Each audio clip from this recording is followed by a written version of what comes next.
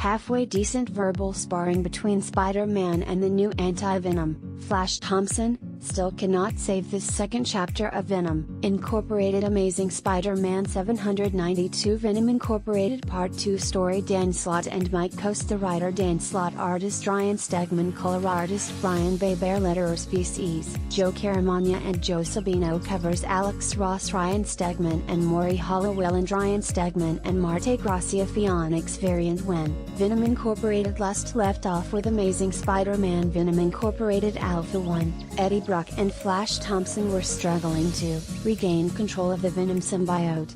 Spidey, to destroy the symbiote, drenched all three with a vat of Alchemax's anti-symbiote liquid. This resulted in Flash becoming the new anti-Venom. At the start of ASM 792, Flash takes the now injured Venom symbiote away. Unfortunately, as anti-Venom, Flash is toxic to the symbiote, and thus can't rebond with him. Not that Peter Parker cares, because he thinks the world would be better off if the symbiote were dead. Sounds rather odd for someone whom Dan Slott once had stated, "No one dies on my watch," to point he'd protect villains. The same Dan Slott who had Peter years ago state if he ever took a life, he'd give up the webs forever. Seems hypocritical then that Spidey would have such murderous intent towards it. An non-humanoid alien goo, sure, but a living, sentient being all the same. Credit Ryan Stegman and Brian Beber. Marvel Comics from Amazing Spider-Man 792. The shame of Amazing Spider-Man 792's artificial drama is it's the banter between Peter and Flash which makes up this comic's strongest parts. I didn't dwell too much on this during my review of Venom Incorporated Alpha 1, and why would I? Venom is one of Spider-Man's most dangerous foes, responsible for creating of an arguably deadlier villain in Carnage. What makes it worse is that Peter, mistaking it for a simple costume, brought this alien to Earth after the original Secret Wars. He even says as much in Dan Slott and Mike Coast's Amazing Spider-Man 792, saying he feels responsible for every bad thing the symbiote's ever done or spawned. As Spider-Man confesses this, however, Flash retorts about how the symbiote is no longer the monster it once was. This is true. As Venom, Flash and the symbiote were both partners and friends. As also acknowledged in this issue, they were both an Avenger and a Guardian of the Galaxy. Besides, the symbiote is a living, sentient organism, and it seems oddly hypocritical for someone like Spidey to advocate killing it. It was then I realized that Spider-Man already knows all of this. Or at least he should. If you read Venom Space Knight, and I understand why you may not have, Spider-Man and the symbiote briefly bonded again during issue 12. This allowed Peter to learn of the symbiote's history, how its kind were corrupted, and how it was later cleansed with Flash's help. The result is Peter forgives the symbiote, and also gives Flash his blessing as Venom. With ASM 792 and Venom Incorporated Slott and Coast to throw all of this prior development out the window, just so Peter and Flash can butt heads. And make the symbiote hate Peter even more, of course. Credit Ryan Stegman and Brian Beber. Marvel Comics from Amazing Spider-Man 792. Ryan Stegman's action has real fluidity, and his character's slightly exaggerated expressions feel genuine. The ways in which he draws the disembodied Venom symbiote in particular are outstanding. The shame of all this artificial drama is it's the banter between Peter and Flash which makes up this comic's strongest parts. There's moments of levity, like with how Spidey reacts towards Flash being all cuddly towards the symbiote. It can even be touching with Flash saying how, as anti-Venom, allows him to be a hero like Spider-Man again, only for Spidey to say Flash is already a hero without the symbiote. It's not the greatest dialogue which, overall, is even clumsier than last time, but, like he does with Spidey and the Human Torch, their friendship feels natural. And yet, Slott just can't help but force characters to conform to the dictates of the plot. In one sense that's utter nonsense. For example, Spider-Man takes Flash and the symbiote to Bobby Morse Mockingbird's apartment. Why? As Spidey tells Flash, it's where his friend Peter lives, and thus would also have the scientific equipment they need. If I took you to my place, Spidey explains. You might figure out my secret identity.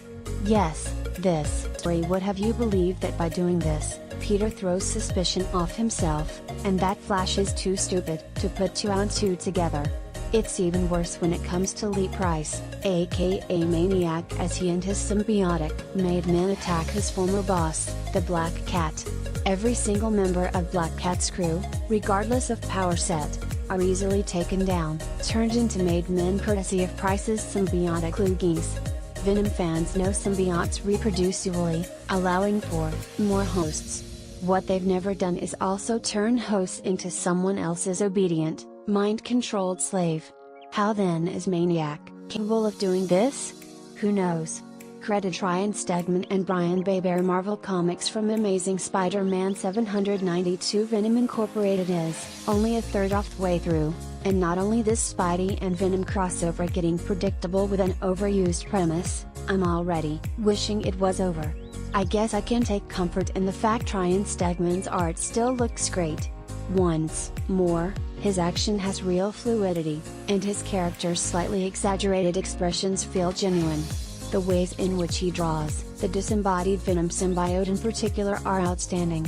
You can see how it has the quality of taffy, and how it expresses itself with what can only be described as a baby-sized Venom head. The effect is Stegman makes the symbiote the most sympathetic character in this story next to Flash himself. I can't say the same when it comes to his designs of Maniac's made men, or rather lack thereof. They're just the C-list villains in their original costumes, only with Venom-style face masks.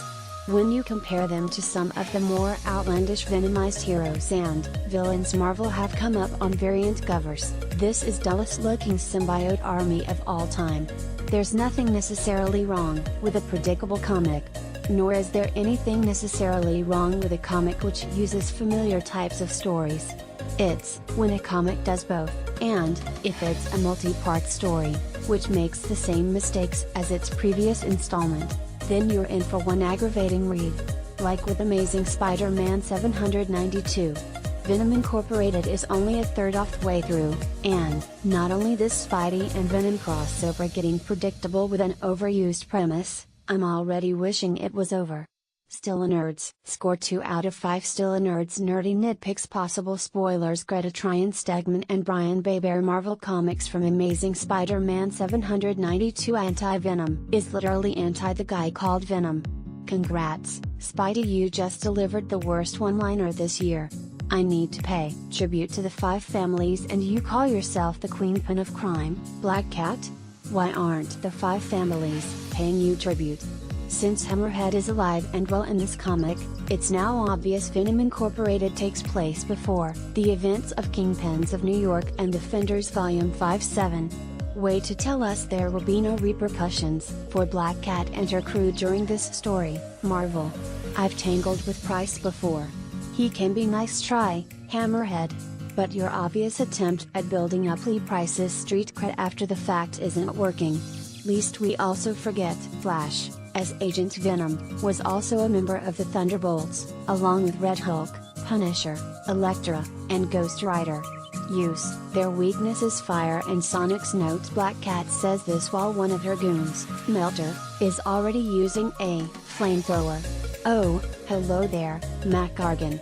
Where did you suddenly come from? Okay, so because Gargan was once Venom, Maniac's symbiote, Loogie grants him scorpion armor out of nowhere. 2. Question, science majors? How is Spidey's symbiote tracker not also detecting the Venom symbiote right there in the same room? Really? Peter just got a job back at the Daily Bugle, and he's already in danger of losing it? Also, looks like Ned Leeds' clone survived dead. No more the clone conspiracy.